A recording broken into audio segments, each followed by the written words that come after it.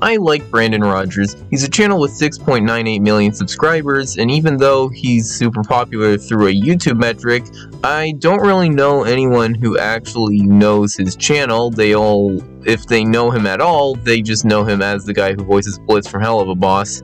And that kind of sucks because I like some of the work he makes on his channel, and I want to talk about it. Yeah, let's get on to that.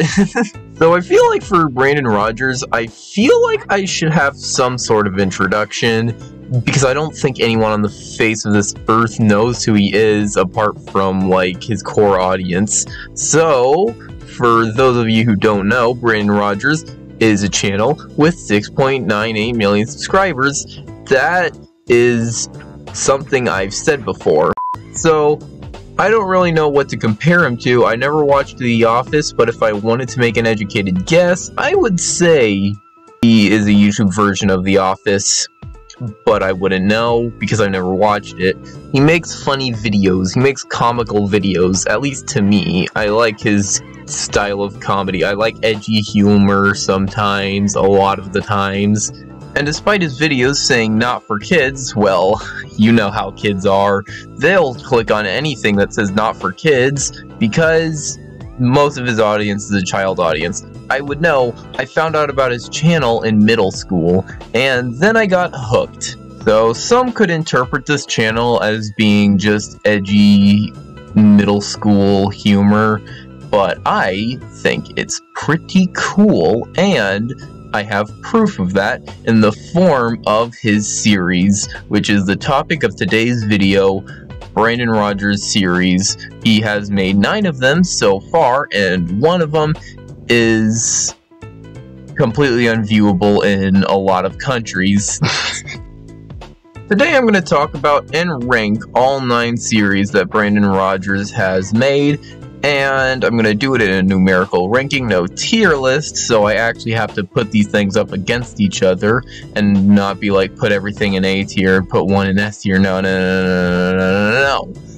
I'm going to put these in a numerical order from worst to best, and whatever I put at the worst tier I still think is pretty good. I like all of Brandon's series, so don't take my word as I absolutely hate the worst of the worst. I just feel like, compared to the rest of his works, the worst is sort of just,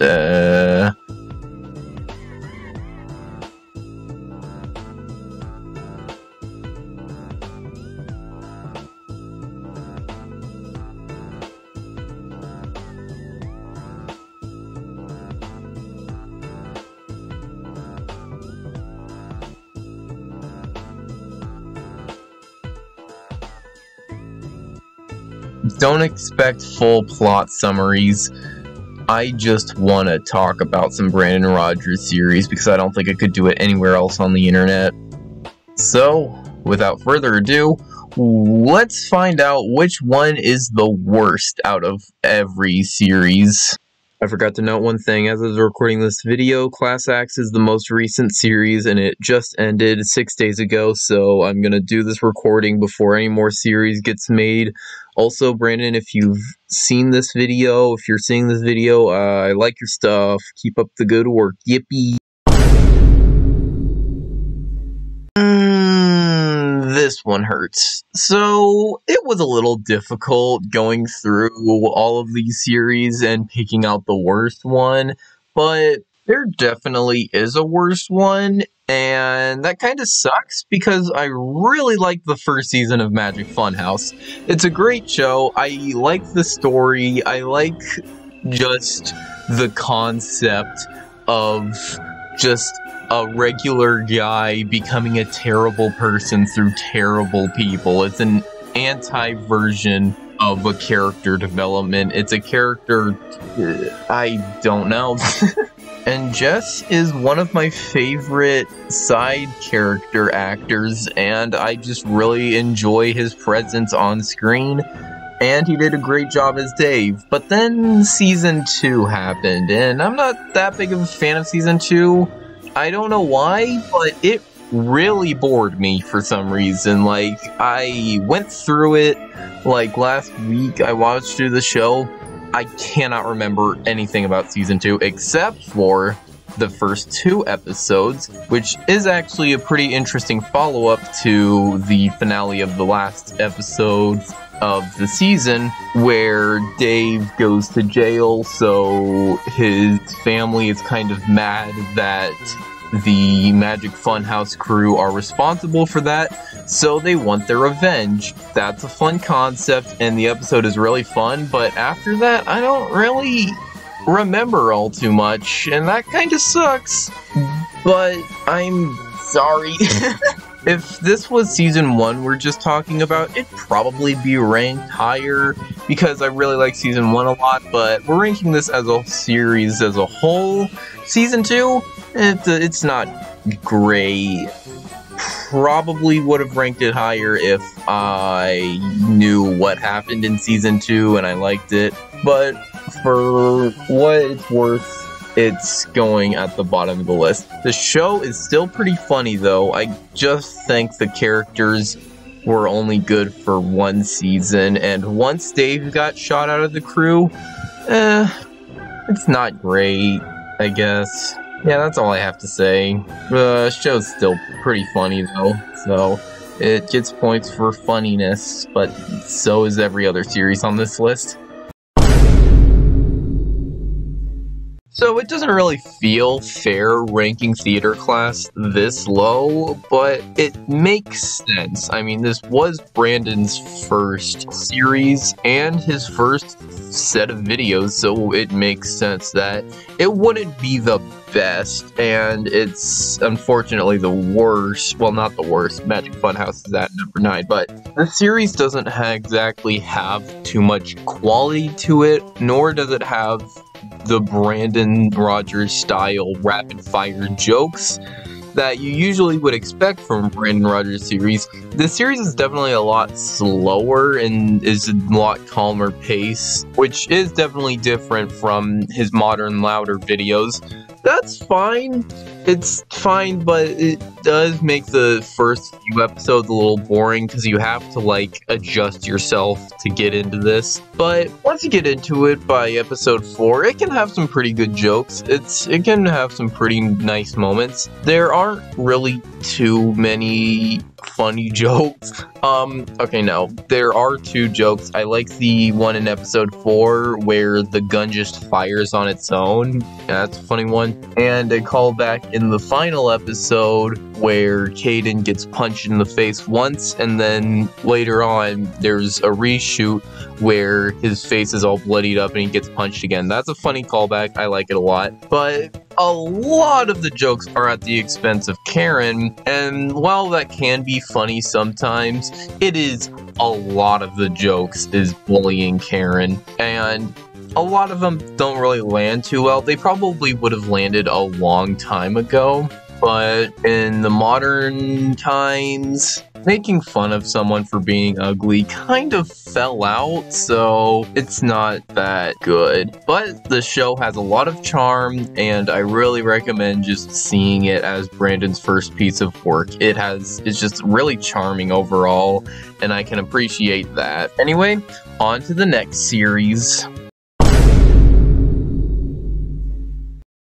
So, how did this happen? How did a series that consists of only 2 episodes surpass 2 series that both have 2 seasons? I said 2 a lot. Well, the simple fact is this. These series that is just more like a duology of things this is iconic. These 2 videos are very iconic and also very funny, and I really wish they were a series because they have some moments. They have some moments. There is only one thing worse than a rapist. Boom. A child. Brandon is also a lot snappier with his jokes in this series. He's starting to come to his own with his sense of humor, and I like it a lot. It's just a generally really funny series, and honestly, I remember more characters in this than I did with Theater Class. With Theater Class, I could only, remember a few. I can remember Caden, Karen, and Linda. In this series, I can pretty much remember the entire cast, so I don't know what that says about anything, but whatever. There's not a lot too much to say about the series, apart from every line from it is just an iconic piece.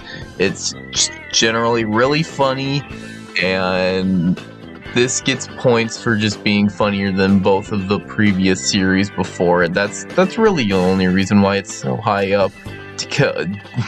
I say so high up, but it's like at 7th, so whatever. I definitely recommend to just see both of these videos because they're really fun and it's just a fun time. Gonna cut right to the chase. I have very mixed feelings about normal British series. On one hand, it has a lot of Bryce moments, and I really like Bryce Tank Thrust. On the other hand, the series feels like the Mingeworthies lose control of the story, like halfway through. What I mean by this?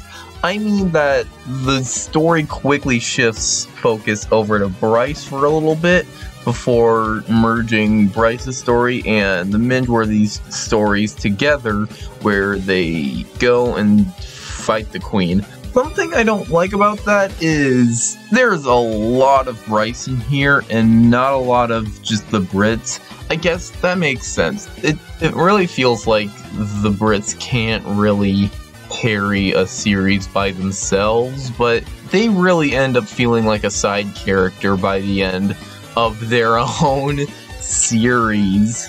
It started out a little good at the beginning, but I'm also not really a fan of the jokes in this series. It's your average making fun of British people sort of jokes. But Bryce's entire subplot is really good and I love it a lot. Though this series, when we're watching the series, I end up thinking about a question and I keep asking it in my head over and over throughout this entire series, which is, why did the Brits originally pick up the time machine and go back in time to change America back into Britain?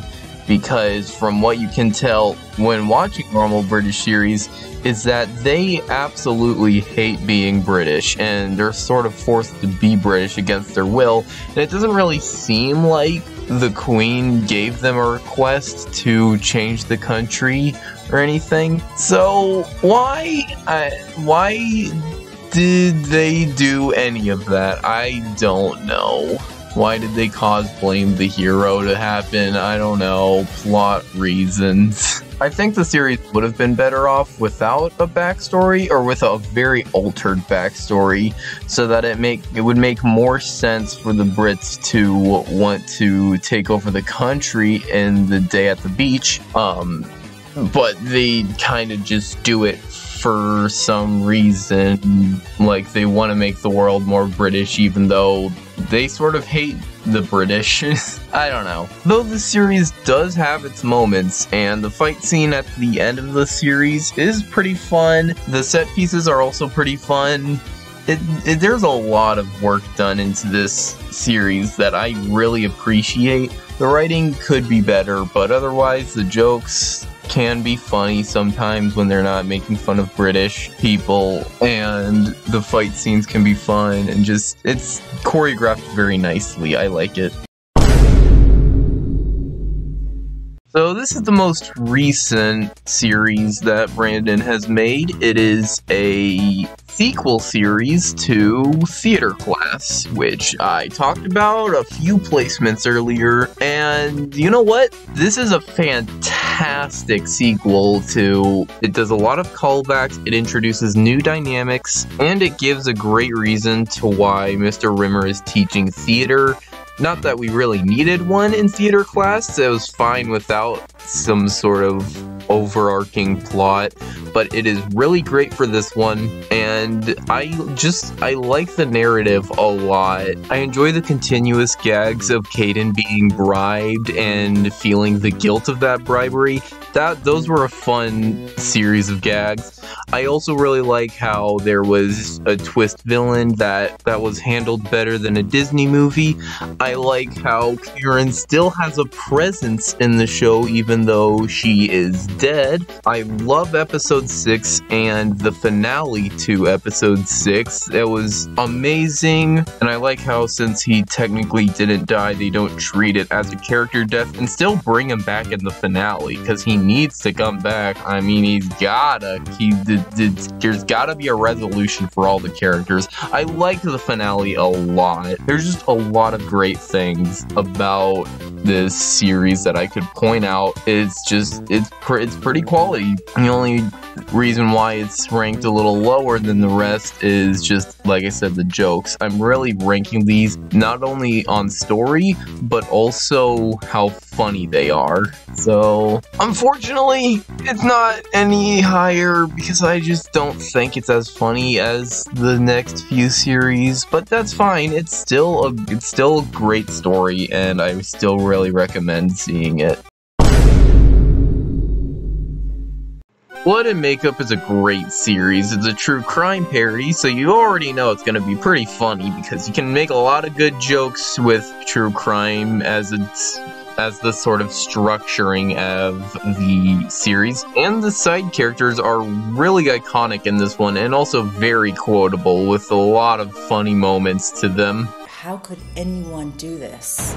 And then I thought, probably with a knife. Despite the content in this series being a murder case, this is like a not very serious sort of series. It's very much focused on humor and not anything too serious. The whole reason behind the murders is a hallucinogenic chocolate bar, so it's not very serious. It knows how to do jokes and funny ones as well. This is a very funny series. There's not a whole lot to talk about in this, so I won't be here for very long, but I just like the interactions and the jokes.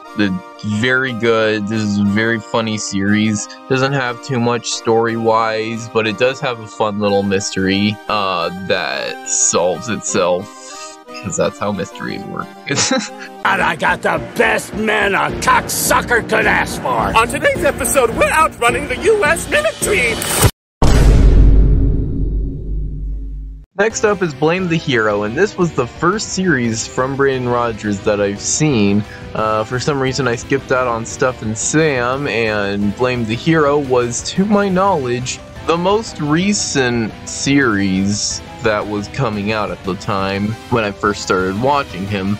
And this is a really, really fun one. I enjoy the series a whole lot. I really like Blame as a character. I like the pun in the name of the title, and I like how the entire plot plays out. The time plot gets a little confusing if you think about it a little hard, because there are times when the story doesn't take the ripple effect into consideration, and then times when it does. It's a little confusing, but I won't say that it ruined the series because I don't think too hard about that stuff, and it's still a fun time to watch. This series also gave a backstory to Bobby Worst and set him up to being a sworn enemy with Bryce before switching that at the end of the series, making them lovers. Though this does raise a few questions that will be coming up later in a future series, but I won't get into detail with that now. I just really want to talk about this series by itself.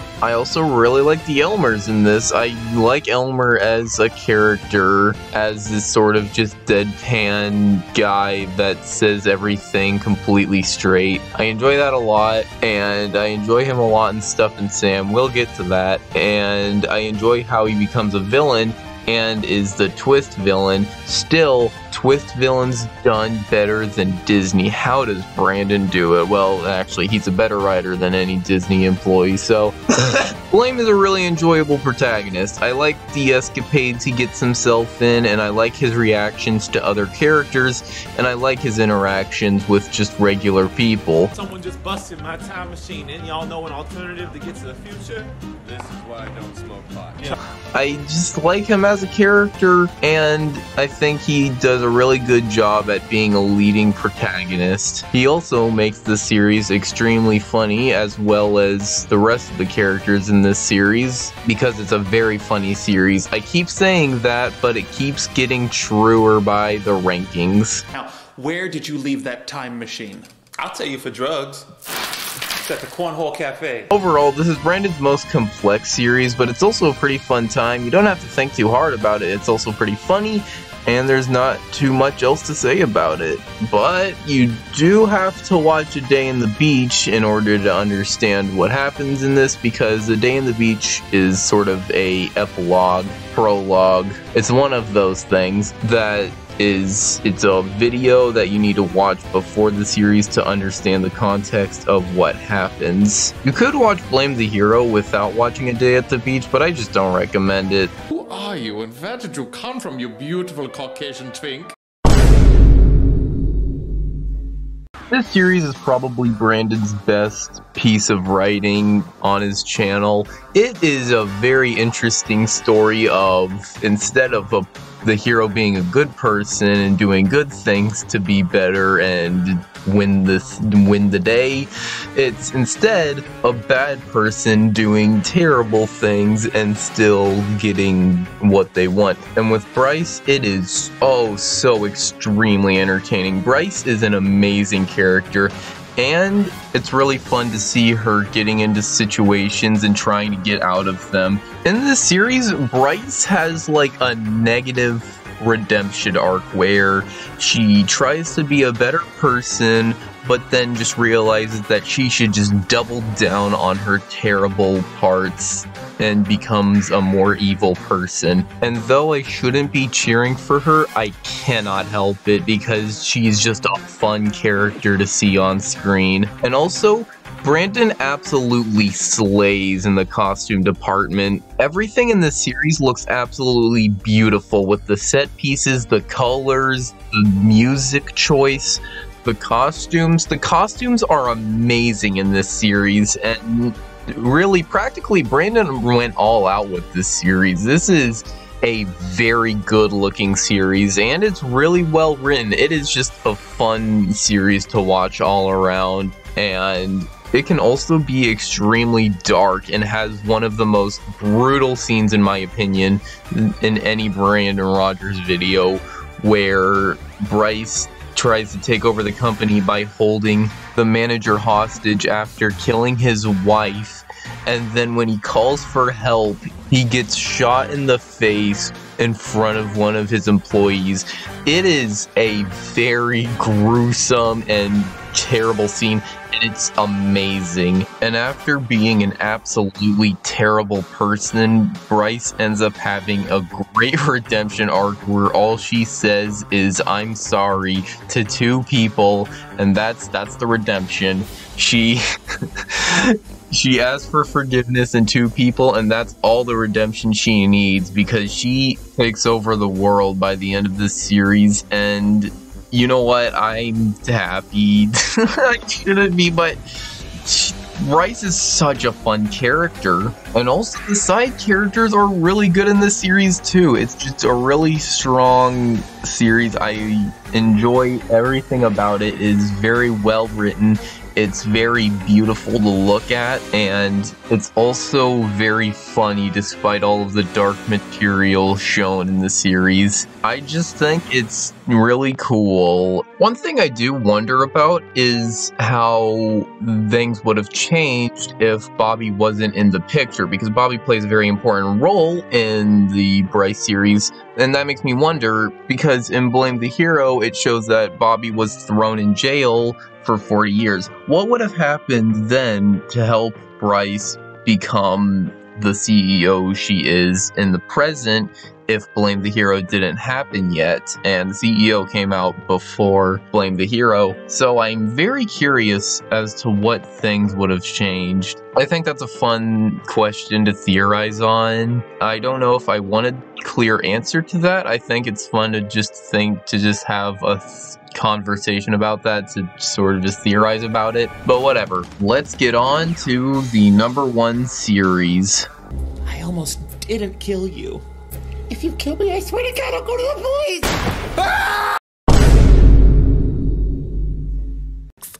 Fuck, she changes that password every week based off of whatever disgusting food she's into.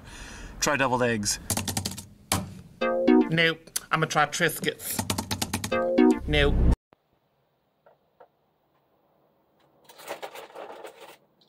You know, it's sort of crazy that Brandon can switch between so many characters with extremely different personalities so well. I mean, Bryce and Sam are completely opposite characters, and yet they're played by the same person, and I'm pretty sure he could switch between those two characters very seamlessly. It's really impressive, in my opinion. Anyway, my #1 favorite series is Stuff and Sam. If you're a fan of Brandon Rodgers, you probably saw this coming. He is a fan favorite, but Sam is just such a fun character to watch on screen, and I'm so happy that he has such a long series, because he can just goof around and do anything, and I'll be endlessly entertained. And this is the funniest series of videos that Brandon has made, in my opinion. Honestly, I just love everything about Sam, and other characters are featured a lot in this series, so everyone gets a chance to be super funny in the series. Excuse me, sir, I'm fighting off all these bees. We need to endorse our sponsor, but I can't read them. Can you read this into our camera? Oh my God, today's episode is brought to you by Dick's Nuts. So much nut in your mouth,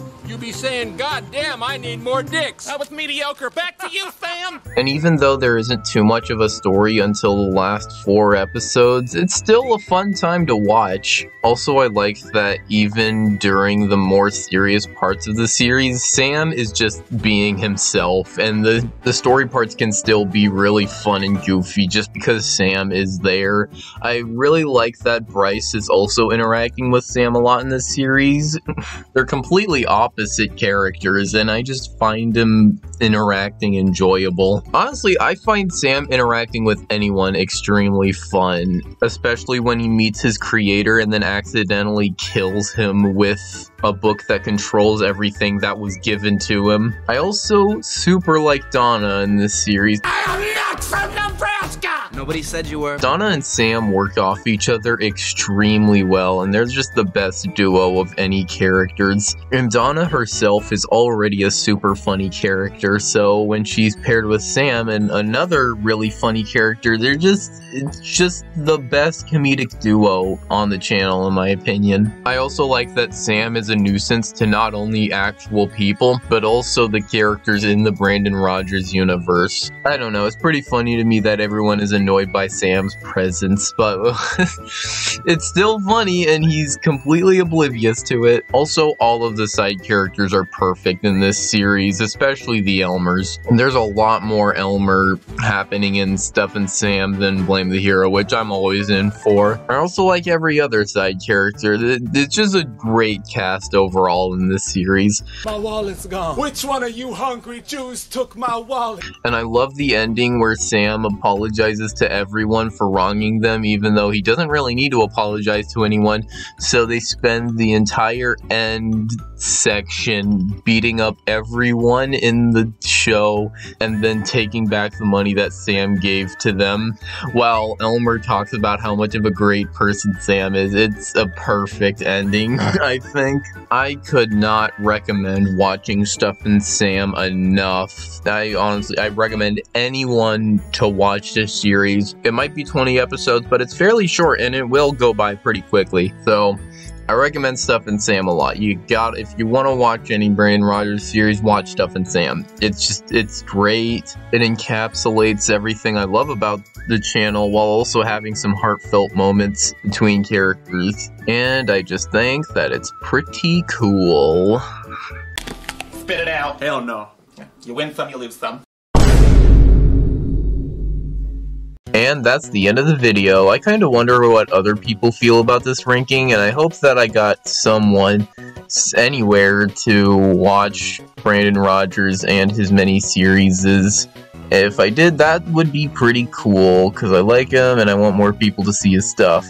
Anyway, this is the end of the video. Subscribe for monthly videos that are very random topics, and I will see you next month. Also, this is a Halloween special, that's why I look like a pumpkin.